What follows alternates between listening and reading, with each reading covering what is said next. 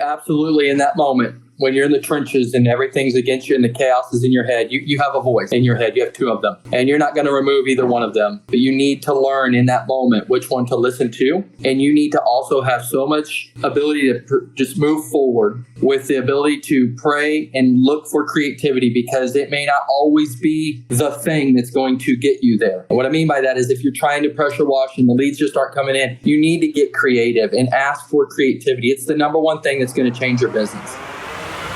Let's go. Welcome to Wash and Win with Friends, the podcast where pressure washing business owners share their origin stories, the mistakes they made, and exactly how they built a profitable pressure washing business from the ground. I'm your host, Joshua Brown from Brown's Pressure Washing. And every episode, you're getting real stories from real operators. No fluff, just the blueprint. Whether you're thinking about starting a pressure washing business or you're ready to scale from solo to multiple trucks, you're in the right place. Hit subscribe so you never miss a story. Now let's get into it. What is the most ridiculous thing someone has ever said to you inside of your business? Well, everybody's always shocked with our presentation for sure. But something that caught me off, I didn't know if it was good or bad. I had a client tell me that my energy level, was, and my vibe was very intriguing, that she wanted to hire me for more of it. And so I didn't know whether to be offended or happy that she had said that. And I went outside and told them, the lady inside just told me that I have a really unique vibe and my energy level, she wanted more of it. So I didn't know if that was a positive or negative. Obviously, it was a positive. But at first, when somebody tells you that your energy and your vibe are unique, unique can be used either way you want to use it. And so for me, that would be what it would be. Perspective, right? Yeah, Justin, have you ever had a customer say something to you? What is the most offensive or the craziest thing a customer has ever said to you? Offensive or crazy? Let's see here. I would ultimately say that I took a little offense to it because we ended up with a review out of it. Yeah. We always strive for 5-star and had them up till this point. And actually, Jace, my son, we were loading things up and the water hose looked identical to ours. He's colorblind. And he's colorblind, so it was a little different shade. And we ended up hauling it off, and that customer got online, so it wasn't directly to my face, but he definitely let us know online that we stole his water hose. And it was one of those offensive things because we try so hard, and we would never actually do that on purpose. And even trying to return it, he still had some not so kind words to review with us ultimately. So we learned to double check our list there and to take things with stride and grace in that period. So. We got home and Jace said, "Oh yeah, I've got the water hose in the back." We're like, "In the back?" They go in the reel. He's like, "Oh yeah, our new one." We're like, "We don't have a new one." And we realized at that point that he thought it was blue and it was really gray, and so we ended up with the client's water hose that he thought was so gold. that became a pretty offensive conversation right off bat. Yeah, have you started to make a practice out of stealing people's water hoses now? Yeah, we've definitely made a practice of the list to avoid that. Yeah. It's been a funny story for the last year that we've been in business. We tell the story constantly, and that review's still on there. And so we take it on the chin. Well, we appreciate you guys being a guest on the Wash and Win with Friends podcast. Let's go ahead and get into your origin stories. So prior to starting the pressure washing business, what were you guys doing? We had a Brinks home security business prior to this. We had originally had an exterior cleaning company years ago and closed it down. We lived in Florida. It was actually, weirdly enough, we didn't want him going to daycare. He was just a few years old. And so I was a district manager for Payless Shoe Source. And Justin said, "Hey, I want to make a little bit of extra income that we can go on vacations with." We were young. I had him when he was 20. And so at this point, I was probably only 23 or 24. And so 2 days a week that I was off, he started doing windows, which then transpired into a full exterior cleaning company. Fast forward a handful of years later, we had to close it down and move back home. And so we started a Brinks home security dealership prior to stepping back into the exterior cleaning world. Yeah. Well, what made y'all start thinking about, you know what we need to do? We need to leave the security world and we need to start a pressure washing business. Tell me how you got to the spot of actually launching a pressure washing business? So God works in great ways, right? And so I'll pick up where she left off a little bit of how we started, an exterior cleaning in the first place was, again, so he didn't have to go to daycare. And come full circle, many, many years later, he's graduating. And it's, college is on topic and, what's next. And it was one of those deals where he was very transparent and honest and said, I don't think college is for me. And so I was like, okay, I had an exterior cleaning company that taught me a lot, marketing, customer service, it was a really good experience, really simple business to get into, but you learn a lot. And so what we'll do is for a summer, we'll start window cleaning and pressure washing. And after that summer, when you work really, really hard with your hands, we'll see if college is something you want to maybe entertain. And, fast forward to today, obviously he loves it. It's became what it is just over the last year and 4 months. But it was one of those deals that was just pressed on my heart and to help him again. And looking back, that's been God both times saying, hey, this is something you need to quit ignoring. And the reason I ignored it so much is because I had gotten very prideful in those years in between and really didn't want to walk away from big business. We were selling security systems in 11 states, doing really well. And it was glamorous. It looked cool, right? And I remember coming to the reality of, are we going to shut this down? Just a little over a year ago. And I remember actually having a little prayer with God, almost a little confrontation of like, hey, I'll shut this down, but do not make me become a window cleaner. I've done it and I'm a little too prideful for that, right? And here a few months later, he comes to me and it just sparked in my heart when he asked, I don't want to go to college. What should we do? It just came spewing out of my mouth and I wasn't sure why. And so I thought, okay, well, I'll help him for a couple months and then I'll get out of it and I'll start a roofing company or something big and revamp that type thing because we had a roofing company between as well. And man, I'll tell you what, a year and 4 months later, I am proud of our company. I'm proud to say I'm a pressure washer and a window cleaner. And that's just how God works because that wasn't me a year and 4 months ago. In fact, I kind of referenced how that conversation looked with God.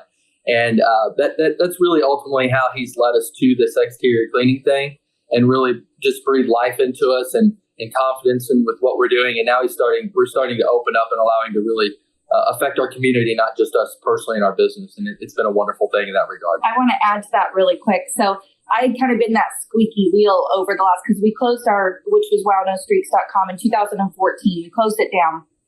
And since then, for the 10 years between last year and 2014, I always referenced it. And he'd say, absolutely not. We're not doing that. We did that in our 20s. We're not doing that. We're done with it. And I'm like, I don't know why, Justin, but I know it's just, I never had a part of it in Florida, but something's telling me that's what we need to do. And he kept telling me, we're not doing it. So last year when he came to us and we said that, Justin got a marker board out and he's like, all right, if we make $3,000, whatever, he can do it. That's all my target. I'm not going to make this outrageous goal to be any bigger than that. $3,000, he can live on it. We did that in the first week and a half of opening the business with no connections, no people, nothing. We went out and did flyers that we had printed off at the UPS store, went to Home Depot, bought a few pieces of equipment. They went and done our first job. And from that point forward, we have delivered 5 to 6 days a week, every single week outside of the couple months we've closed down. So it's that pool for 10 years in a row. Definitely, I have to give that to God, even though I wasn't disciplined at that point, would even give him credit. I just kept saying, hey, we should do it. And he kept telling me, absolutely not. We're not doing it. That was in my 20s. And so that's how it kind of all transpired into today. What do you think, Jace? College now or? I don't know. I think I like this. He still likes it. It's good. Man, there's so much that we can ask in regards to the success that you guys have experienced. But before we get into the successes and also drive into some mistakes, you guys are a family business. Is that right? I want to hit the pause button if you're listening to this and thinking, I want to start a pressure washing business or I need to scale what I've got. I've got something for you. Every month we run a free webinar called Wash and Win. where we break down the exact steps to start a pressure washing business the right way. How to scale from solo operator to multiple trucks, a custom market analysis so you know if you're in the right area and if it's profitable. And we'll cover our in-person boot camps where you get hands-on training. This isn't theory, this is the system that helps hundreds of operators build 6- and 7-figure businesses. Here's what you do. Go to pressurewashingpastor.com right now and reserve your spot. It's free and you'll walk away with a plan. That's pressurewashingpastor.com and link is in the show notes. Let's get back to our story. Yep, family owned and operated. We hired our youngest this year part-time. He ran us through the summer full-time, and now that he's back in school, he's part-time with us. So there's truly 4 of us. And then starting the spring of next year, because we get ready to close down the 3rd week of December, we'll close down until the 2nd week of February. When that happens, he'll take on his own crew and we'll start separating jobs at that point. Just short, a year and a half into business. And you guys, this is your first full year in the pressure washing business. Is that correct? Yes, we just hit 1 year and 3 months. And Last year, if anybody wants to know numbers, we in about 5 months, we did right around 50,000, and we'll do 2.5 to 3 times that this year. In just a year and 3 months. All that goes to God. That's not, we've talked about it like outside of a few paper flyers for the first, I don't know, maybe 90 days. We've really not had to advertise. It's been word of mouth. It's been Facebook. It's been past clients, current clients. It's just been amazing. Something that you can't really put a finger on other than God. And that's God allowing us that little bit of family time for 5 to 6 months in the winter time. We don't work. So in that year and 4 months that she's referencing, or 3 months, 5 of those months we weren't working. And so it's been tremendous in how he's worked with us. And it just goes to show you, sometimes you have a plan, but if you're willing to just surrender, his plan is ultimately way better than my plan was $3,000 a month for him. And then I was going to step away, and we actually surrendered to his plan, and it's been way bigger opportunity than I could have ever imagined.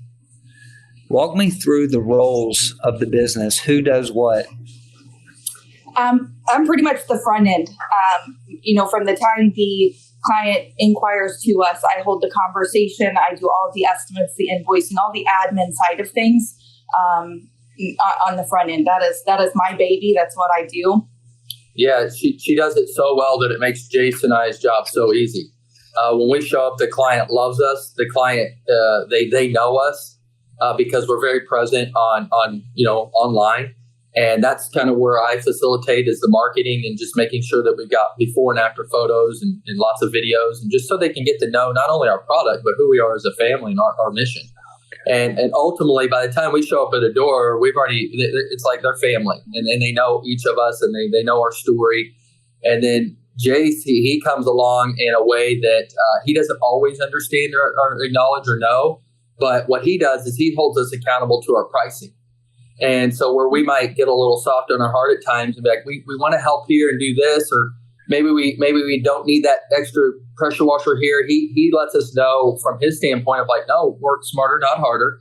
And we are worth it. Look at our online. He knows our competition out there. No bad mouthing, but he knows the difference between somebody trying to do this for beer money and do this professionally under God's work. And so he shines a light on that quite often for me specifically in regards to keeping the prices where they need to be. And just keeping that motivation for the next new piece of equipment or expansion, and giving us the confidence to do so.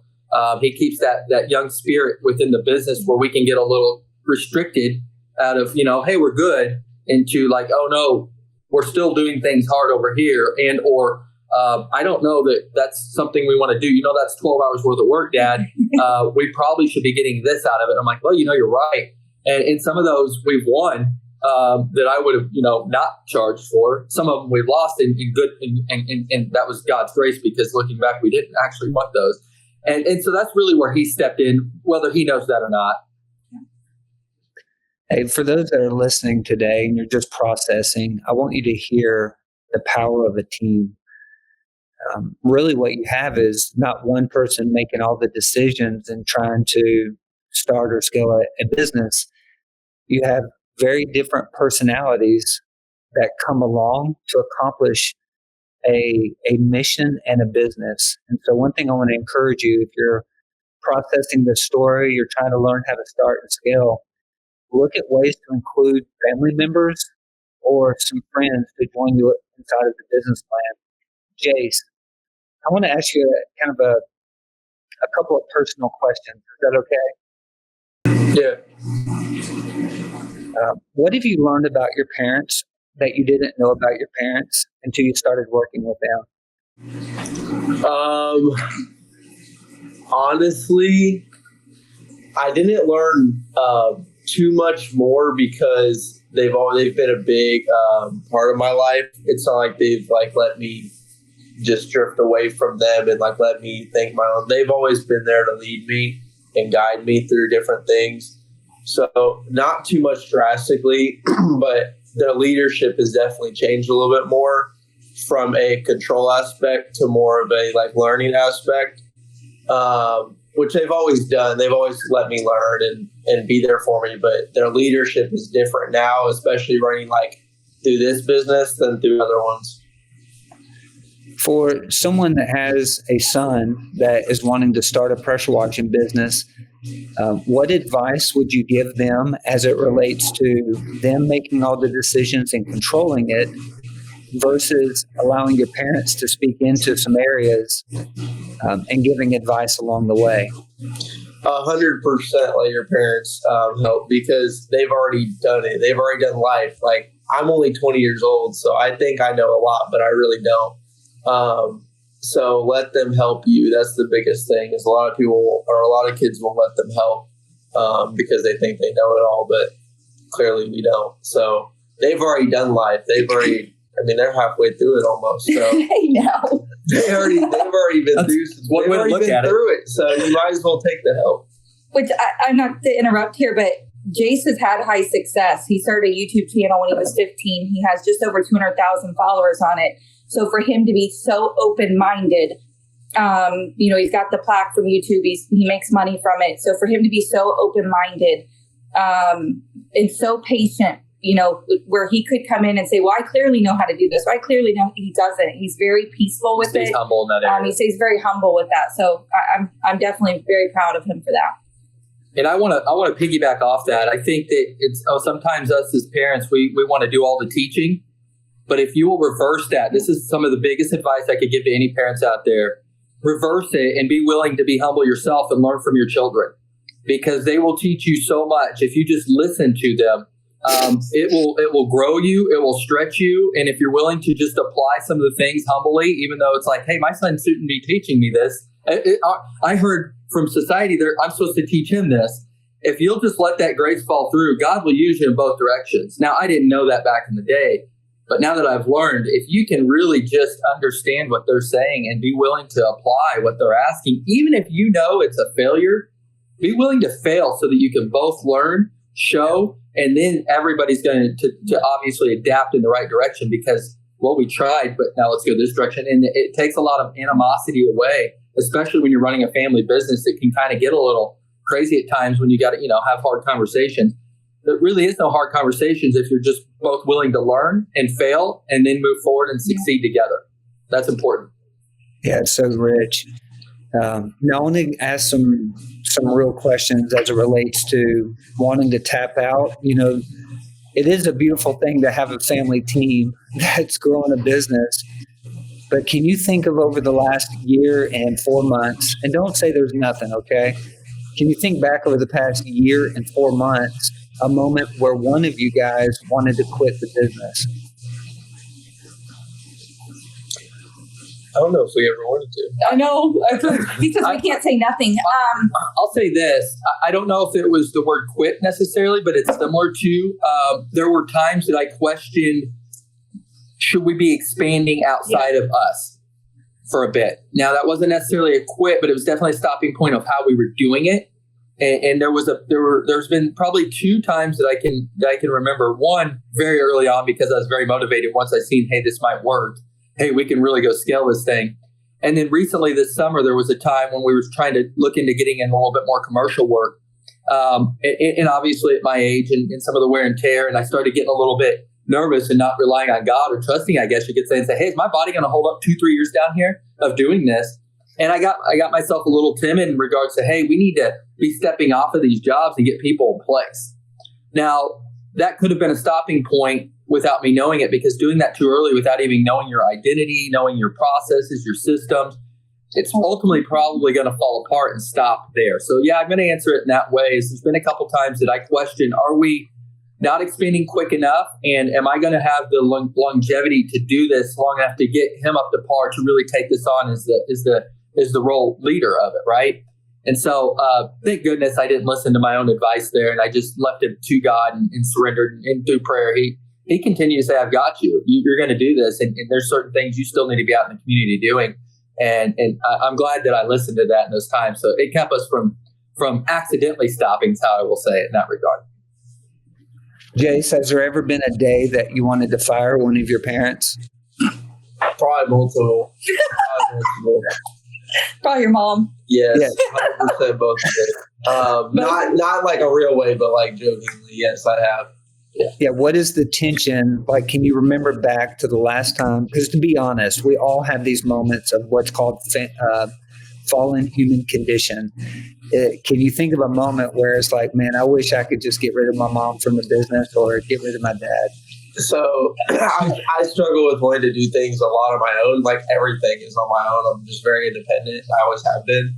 But when my mom always wants to help me on these jobs, like, or if I'm doing something and she tells me like, hey, this is how you do it, I am like, do you just want to take it? Do you want to take the water from the pool? Do you want to take the pressure washer and do it? Because you're telling me how to do it. I'm clearly doing it. So like things like that, but not seriously, just obviously a joke. But yeah, definitely moments like that. And then my dad, when he'll explain, when I'm washing a window, he'll explain the process every time before I do it. Like I've not done a million windows. So it's really just that. Yeah, I appreciate you sharing those things. Those are raw and real stories. Yep. Have y'all ever had a long or bad day on a job? Yeah, most definitely. I think there was a day, actually last year, where it felt like everything went wrong. Where our hose connected to the spigot, it was spewing water, which wouldn't allow enough pressure to get to the pressure washer. So then it'd want to die because it wasn't getting enough pressure. And then our tips were not staying on because something on the connection of the gun wasn't there. So we put them on and they'd shoot off. 12-volt pump died. The 12-volt pump died. And before it did, it sprayed Justin in the face. It was just one thing after another that day. And it was hot on top of that. And it was hot. So that job that should have taken probably 3 hours to do took us an entire 8 hours to do.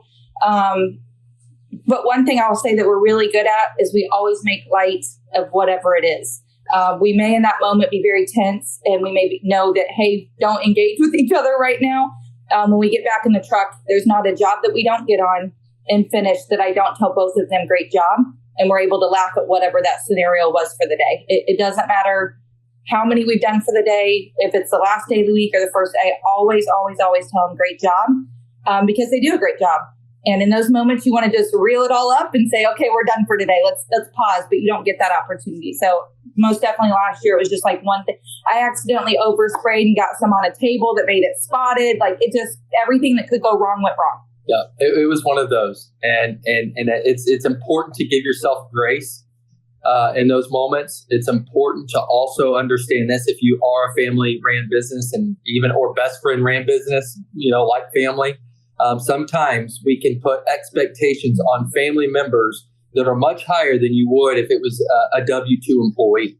And when you do that, those expectations become so unreal that they're never met, and you become aggressive to one another because that expectation that's already way over the top that you would never apply to an employee that you just hired.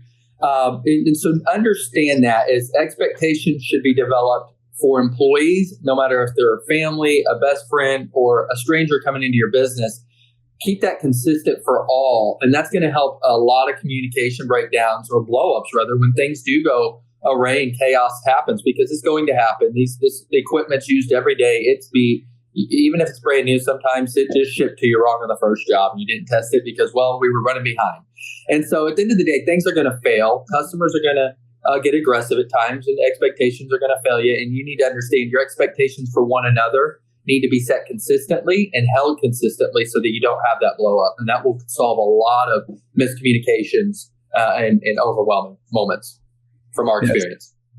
Yeah, let's transition from some of the mistakes and some of the learning opportunities we've had in your business to just your scaling and some of your systems. And so from where you started to where you are today, what is one or two systems that y'all put into place where it actually multiplied your business or made the operations run more smoothly? I think that's you. Yeah, I would definitely say it's our front end process, 1,000%. And I say that very humbly because we aren't the cheapest here, especially. We're on the higher end of pretty much everything we charge at. And I would say if I were to give you a closing rate over every service, we probably run about a 70%. Everything we do is virtually. We do nothing on-site bid-wise outside of commercial. We've never done a residential We've bid. never done a residential bid. We utilize a program for that. But the way I hold the conversation, Josh, is very much like I'm talking with you. I don't try to be super professional. I do stay very professional, but not over the top where it's a cold conversation. I make sure that they laugh. There's conversations I get the Bible out and talk to clients because that's where the conversation goes. I get to know why they're doing it. It's more of than just a transaction for me. Everything I do is relationship driven, never transactional. And so the front end has allowed us to scale at an astronomical rate because they even may say, Chelsea, I got other quotes and you're significantly more, but I'm going to go ahead and hire you guys. And I'm excited to meet you. Or when I get there, they say, are you the one I talked to on the phone? Oh my gosh, I hired it because of you and the way you held the call, not because of me. They think it's me. It's just our process on that front end for sure. And also to mention, that's why we have so many quarterly our clients and clients that call back because we build a real relationship with them. It's not just clean the windows and go or pressure wash the driveway and go. Like we actually become kind of like friends with them. Yeah. Yeah, it's important to understand that you're not really washing windows and cleaning mold. That just happens to be an after effect. You're there. Your presence needs to be there for them. Listen to their questions, concerns. You'll be amazed. I got a quick story, and I'll let you give it back to you. But we had a 92-year-old client, and we pulled up. We cleaned some wealthy homes, like all of us do in this industry at times. And pulling up the fancy car, the big home, looks like life's together. And 92 years old, so right, she's got it all figured out. And I could be wrong in the age, but elderly lady. And, as we finished that property up, we learned by listening, this is the power of listening, is she had been depressed all her life. And you would have never known it. And she hadn't really shared it with anybody. And she had given up on humanity, quite frankly, in regards to things. The world was just so ugly. And she left us with so much motivation just by encouraging us and saying, hey, because of your family, because of what I've seen today, I have hope in people again. And so we got to do a quick prayer. And then, a couple of days later, we get a storybook text from the same client just thanking us for giving her hope. And these things, that goes so much far past her gutters being whitened, far past the mold being done and the windows being clear. But what she remembers is what we did in regards to the conversations and how God worked through us and how we, quite frankly, let him and allowed him. And that comes with listening to your clients to feed off what Jace was saying and not just showing up to be like, hey, we're here to clean, which we are. But ultimately, there's always a bigger mission involved in that. And that's really where the power within business starts to grow if you're letting him work within your business right there. There's two words that you guys have mentioned that anybody that's listening would do well to really hone in on. One of them is very early on during our conversation. You mentioned this thing called vision and mission of your business.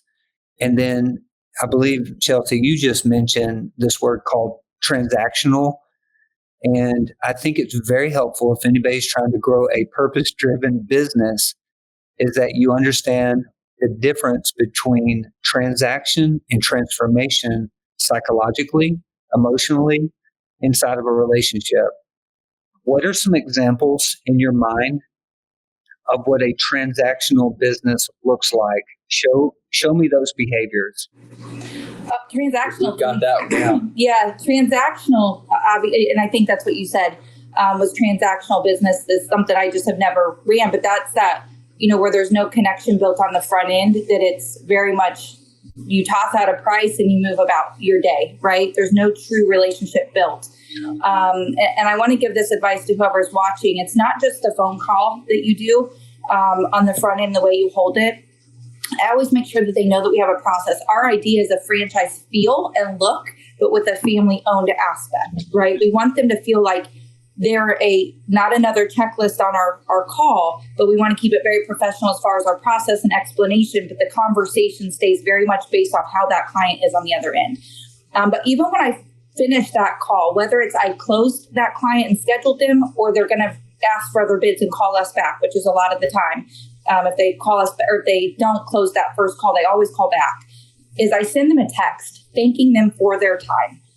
Because I know that calling to get exterior cleaning is probably not what their, highlight of the day is, right? And so I want them to know that I certainly appreciate their time and I thank them. I also remind them, that we are there to serve them. I tell them we look forward to the opportunity to serve them, not work with them, but to serve them and provide them a 5-star experience. And I send them before and after photos. And the reason I do that is because a lot of people say they can do the job, but when you have proof in the pudding and you're there to serve the client after a relationship-driven conversation, you're going to win your bids more times than not, even if you're 10, 15, 20% higher than the last guy or the next guy. That's super important to me. Yeah, transactional. I think we've had experience with transactional in one of our last business when we did run the alarm company, and the reason it started off very, very, very much. We were trying to transform, right, but it became transactional very quickly because we did grow too quick for our own good, and we were in 11 states, and it's where a lot of our virtual closing comes into this industry now. Is we had to close everything virtually because you can't go to 11 states, and so everything was over the phone then, which you always learn from prior businesses. So we were been able to adapt that over here. But the thing we didn't bring over is that transaction field. And I think it became transactional just due to we got a little money hungry. Like we're not here to say we're perfect in business. We had to learn too, just like everybody else, and get to the point we are today.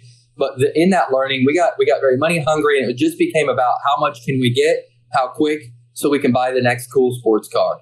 And that's transactional. I'll tell you what, ultimately, we grew it. We ended up doing, I don't know, maybe year two, $500,000 in that business. And probably, I don't know what the percentage was on profits, quite irrelevant. But what I learned we built the house, we bought the boat, we got the cool car, we had the 4-week vacation, right? We did all these things. But I remember quite literally when she did taxes, she looked at me and she said what we did. And I remember just wanting more. And that scared me. And that's when just to kind of give an example of what transactional looks like, is you could be on the way up and doing really good society-wise as far as like, they make great money, but it's not fulfilling. And that is an example of what transactional looks like, and it is not good for the soul, and it creates unhappiness to the point where you're like, I'd rather just work at Pizza Hut right now. And that's no hit on Pizza Hut. That's where I started. I love it. But like, I would rather just be a delivery guy instead of this big business guy making, trying to touch $1 million right now.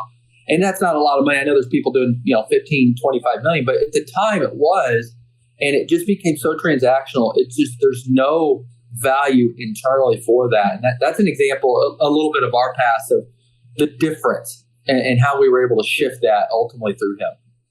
Yeah, I'm going to ask y'all's son the question. I appreciate y'all sharing, because we really do want to build a community and build the ideology inside of our business practices that business isn't built for profits. It's built for people solving problems that make profits.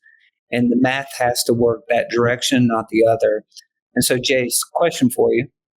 As you've watched your parents operate as transitional people, can you think of a story where they connected with somebody, where they went above and beyond and they built a relationship through the pressure washing business?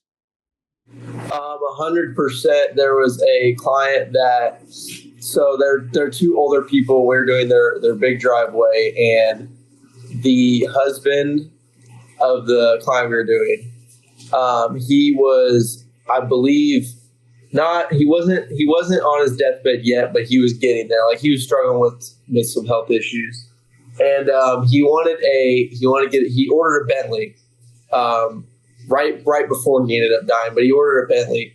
And I remember we were just talking like to them, and when you build when you actually connect with a client like that, it hits harder when you because the story to end it off was he ended up not making it before he got his car.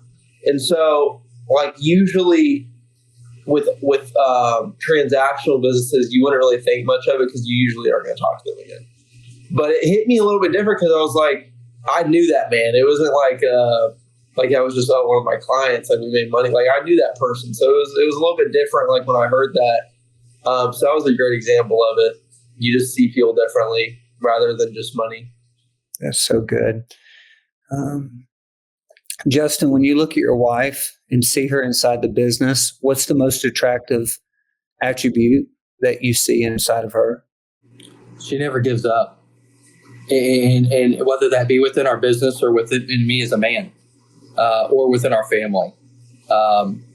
Her perseverance at all times is so stable. The emotions never get in the way, and she always has the exact right prayer or right direction for us. It's so comforting to have that stability, and no matter if it's chaos, what we call them peaks and valleys, right, with the Lord. And she just knows how to make the valley feel just as good as the peak, and vice versa when it needs to be, right, to keep that balance. And so just that never give up for our family and our business is so inspiring, and it wakes you up so motivated that even if things are failing, they feel like they're moving forward in a great way. So that's her, and so much more. I'd take another 30 minutes if you'd like. I'll keep it at that so I don't overspeak here. Chelsea, same question, and you get to share what is it about your husband when it comes to business that you look at him and say, man, I'm so proud of you? I'm going to go one big one and then I'll break it down. It's the transformation that God has done through Justin. Jace can even attest to this. He'll say, I've never seen dad like this before. I've been with Justin since I was 13 years old. And so it's 25 years, right? So for 24 of those years, he was always the same person. I'd never seen any different. The man he is today, over this last year and a half, is an entirely different man. And so I would say, one, the entire transformation is just incredibly attractive and inspiring. But most specifically, Justin is somebody that is a protector. He will protect us at any given time. The way he just cares, he'll put himself in the line of, I'm going to call it fire in our house washing, roof washing, whatever it is, to ensure that we're okay, right? He'll protect our boys from things that he may not want them to know or see, or he'll protect me. I used to look at it as control all the time last year. I'm like, why are you controlling everything? But the way he protects us and keeps us safe and just leads us so strongly. I was teasing him yesterday that when he prays over me every single morning, which I would encourage a husband and a wife to do before you get out of bed, is pray over each other for the day. But when he was praying over me yesterday, I stood up we stood up real quick, and I pretended like I was flying in the bed. And he's like, "What are you doing?" I was like, "It's like my rocket fuel when you pray over me.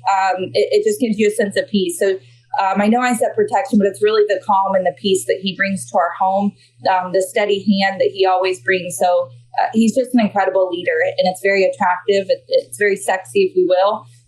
Just the way God has transformed him and transpired him into somebody that I never have ever seen. And I don't want to say that I didn't think I would ever see, but without God in it, you just don't think you're going to see that. Right. And so just him as a whole leader, as a protector, he's our peace provider, most definitely. Hey, we want to see more families, more marriages like y'all's. And so I appreciate you guys sharing. As we transition from scaling successes, the things that have really made you guys success, I've got a couple of fun questions. The first one is this, and anybody can answer, but what's the one tool that you can't live without? Starting and scaling a pressure washing business is hard. And one of the reasons it makes it hard is because you really don't have the leadership, the marketing, the sales, the operation, the services, and the cash flow that's required to scale a business. This is why I started a Wash and Win Academy. If you're interested in finding out more about the Academy, you come first into a free webinar where we go over all the systems that you need to put in play in order to scale your business tomorrow. Simply go to pressurewashingpastor.com and sign up for our Wash and Win with Friends webinar. Hope to see you on the inside. Peace. Oh, okay. Service cleaner all day. That's his, yeah. I love the service cleaner. That's my favorite thing to do. He's got two That's what favorites. we're splitting off into is I'm going to be doing strictly service cleaning, and I'll start a career with service cleaning because I love doing that. That's my favorite thing ever. He does so good at it. I love it. Best $100 you ever spent on your business? 100? Oh, I'm going to say the very, very beginning when we went to Home Depot and we got, just your basic squeegee and mop. That was the best $100 because I knew deep in my heart and my bones and my soul, I said it at the very beginning, I knew that wasn't just $100 spent for a temporary thing. It's something I've known since we shut it down originally. I knew it was going to transpire into something far past his imagination and belief. So for me, it was the first initial purchase. We recorded it.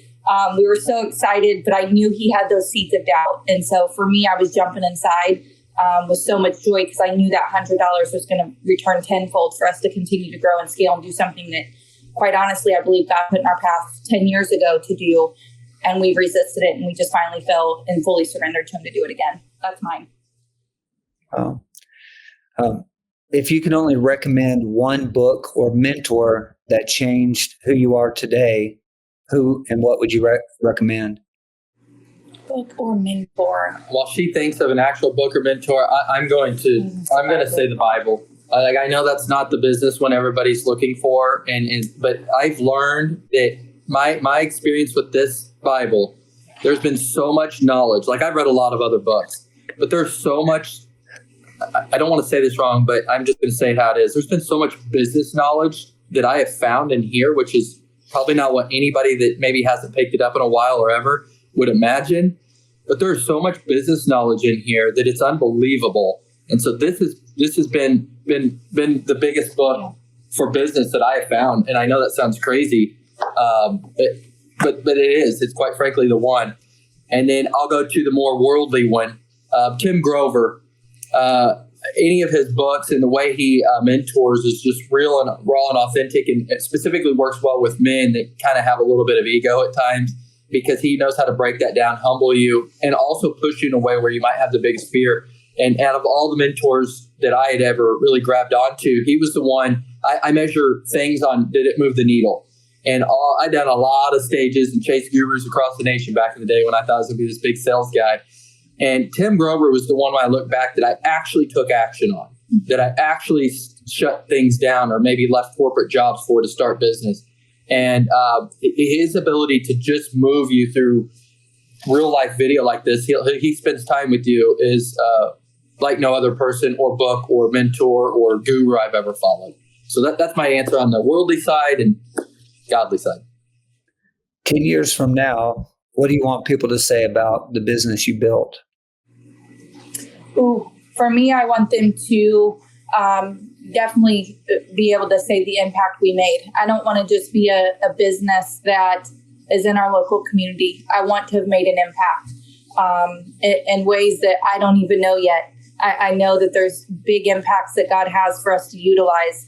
And so when people look back, I want them to, when you think back at older businesses, right? It was always like, man, that mom and pop feel, or just when you went in, they knew you by name. I know we're in 2025 and I know that's very limited. But I want them to know that we took risks. We put people first. And at the end of the day, this idea that family can't deliver together is not real. I want them to know that we made an impact as a family. We do everything together, Josh. It isn't just business. We work out together. We eat together. We play Madden tournaments together. We're together 95% of our day as a family of 4.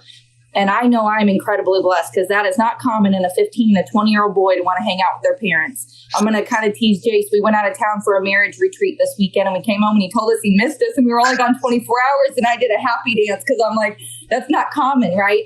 And I want people to be able to feel that in our business and the impact that we get to make, not just that, from a conversation. I want them to see how we move as a family, and know that we're not just here as a business. We're here to make an impact in our community. That's my ultimate goal. Stay bold, stay fearless. I think that's important, and do not be timid or afraid to praise God as a business, and do not detour from that. And that could be some of the biggest mistakes I see in business is shielding that, because it's not always, what if you lose clients if they know you worship the good Lord? That's okay if you do. He always has a way to make that come back tenfold, even if you lose one over it. That's why we're here, guys. Like, at the end of the day, it's not just about pressure washing or roofing or whatever business you might be in. It is about serving our Lord, and letting that be within your business is okay. And I would like to be known for that business 20 years from now. It's like, man, he didn't care if people knew he worshiped the good Lord, because he's done so much for me. I just feel the need.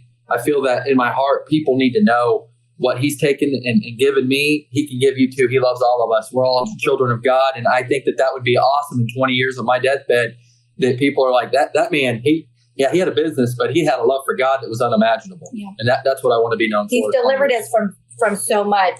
I said a prayer earlier this summer over my oldest son here. And I just told him if he could, lift Jace's gaze from a certain scenario and lift it to him, that I'd serve him for the rest of my life proudly. And that's what I'm here to do. Yep. Amen. Because he did deliver. About 12 hours later, Jace came home and had an entire different train of thought and perspective that he had for a long time, and there was no change in it. We tried consequences. We tried conversation. I tried tears, because they were genuine tears. I didn't try them. They came, and nothing impacted him. And when I prayed that prayer to God this summer, and he came home and said his mind had a different thought, I'll serve him for the rest of my life proudly and boldly. So that impact, I want to be able to deliver to our community in a bigger way. So be willing to be bold. Yeah. So good. I'm thinking about the listener who's not in your situation. They started a business, they don't have a spouse, maybe they don't have kids, and they're struggling with purpose and value. Maybe they were where you guys were, 15, 20 or a year and a half ago. What advice would you give to a listener or a viewer that's just trying to process and say, how do I get and how do I have what you guys have? Okay. You absolutely, in that moment, when you're in the trenches and everything's against you and the chaos is in your head, you have a voice in your head. You have two of them. And you're not going to remove either one of them. But you need to learn in that moment which one to listen to. And you need to also have so much ability to just move forward with the ability to pray and look for creativity, because it may not always be the thing that's going to get you there. And what I mean by that is, if you're trying to pressure wash and the leads just aren't coming in, you need to get creative and ask for creativity. It's the number one thing that's going to change your business, because it's not always like, I can only pressure wash. There might be a time you can hang some Christmas lights. There might be a time you can move some snow this winter. There might be a time you can actually go get involved in the community where you're actually just doing something for free and you meet 5 people that need exactly what you offer. Expose yourself. Do not go isolate yourself, because that's what the enemy is always going to do, is isolate you, and you're going to get in your head and you're going to listen to the wrong voice. But if you expose yourself to the community, he will make things happen. You have to understand that. Even though it may not be happening right now, a lot of that is because you're controlling your environment, you're isolating, and you're just sitting there in your room going, please give me the next lead because I don't know what rent's coming or food or whatever it may be. Get out in the community, in that valley, and praise him just like you do on the mountain. And he will show up, and the community is going to surround you. You just don't know. You literally don't know what the day holds. I could go to Chipotle right now and end up 3 leads. Like, it's just that simple. I know that sounds unbelievable, and you're in a mindset of like nothing's coming. A lot of that nothing's coming is because you're holding on. Quit holding on. Empty your hands so that he can actually hand you what he has for you. And that is going to go so far that it'll blow your mind. And I think that just getting exposed and don't isolate is the number one thing I could tell you right now. Do not get in that room, lock yourself in there, and just hope something's going to come. Get out in your community, knock some doors. It takes no money to knock a door. Like, he's going to give you the words. If he knows you're hungry, don't even worry if you've never knocked the door. Just knock the door. when they open it, everything will come out that you need because he's there. And that's activity and getting in an environment to where you're not isolating, but you're surrounding yourself. And that things happen. That's it. That's I would say also advice. focus on just one step at a time. We've always had these audacious goals in every business we've ever had. Not that we don't have a goal today, but I also know that I can try to set my plans 12 months down the road, but my plan's not always going to come to transpire. It's God's decision whether that goal is achieved or he has one far bigger than I have, right? And so we don't focus on the 12-month, 24-month, 48-month plan. Just stay focused on the day. What can you do today to make the impact? Right now. It doesn't matter what you need at the end of the month to survive. Just focus on the day. And then don't be scared to talk about your business. We talk about it in everything we do. It doesn't matter where we're at. I'll bring it up some way, somehow. Because when you do that, it opens doors for other opportunities and you don't know how you're going to serve each other in that moment. And so don't be shy to represent your business. Be proud of it. And then focus just on the day, what you can do in that day to make the biggest impact. But to Justin's point, you have to, whether you've never followed Christ, whether you're a new believer, a lukewarm believer, a strong disciple, at the end of the day, unless you're rooted in Christ, you're going to blow like the wind, and everything you gather is going to blow like the wind.